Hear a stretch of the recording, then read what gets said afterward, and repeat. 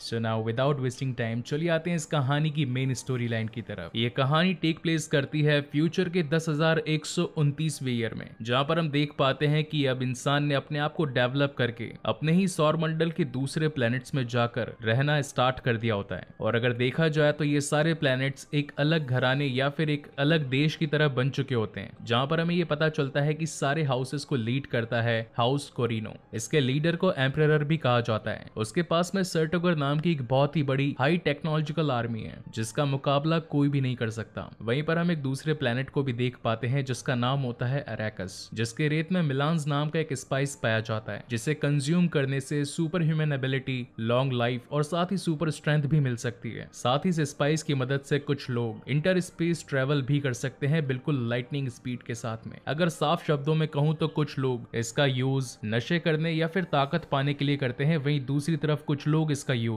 व्यापार करने और ट्रैवल करने में करते हैं। और इन्हीं सभी खूबियों की वजह से ये स्पाइस ड्यून यूनिवर्स में एक अलग ही जगह बना लेता है। जिस जगह पर ये स्पाइस मिलता है यानी कि अरैकस में, यहाँ के लोगों को फ्रीमन कहा जाता है। ये लोग इस स्पाइस को काफी ज्यादा पवित्र मानते हैं, मगर इस स्पाइस के रेगुलर यूजेज की वजह से इनकी आंखें नीली पड़ चुकी हैं। जहाँ पर नरेटिंग वॉइस में इस कहानी की लीड कैरेक्टर यानी कि चैनी हमें बताती है कि कैसे काफी सालों से हाउस हार्केनेंस के लोग इस स्पाइस को माइन कर रहे हैं, जिन्हें लीड करता है रेवन। यहाँ फ्रेमन्स ने काफी बार कोशिश करी रेवन को यहाँ से भगाने की, मगर उनके हथियारों के आगे फ्रेमन्स नहीं टिक पाते हैं। लेकिन एक दिन एम्परर के ऑर्डर पर हार्केनेंस अराकस प्लेनेट को छोड़ देते हैं और किसी को भी समझ में नहीं आता कि आखिर ये फैसला क्यों लिया गया है। जिसके बाद में सीन शिफ्ट होता है एक दूसरे प्लेनेट पर, जिसका नाम होता है कैलेडन, जो कि हाउस एट्रोडिस के कंट्रोल में होता है। वहीं हमारी मुलाकात होती है इस कहानी के लीड कैरेक्टर यानी कि पॉल से, जहां पर वो अपनी मॉम जेसिका के साथ बैठकर लंच कर रहा होता है। बेसिकली जेसिका एक विच क्लैन बैनी जेसरेट से बिलोंग करती है।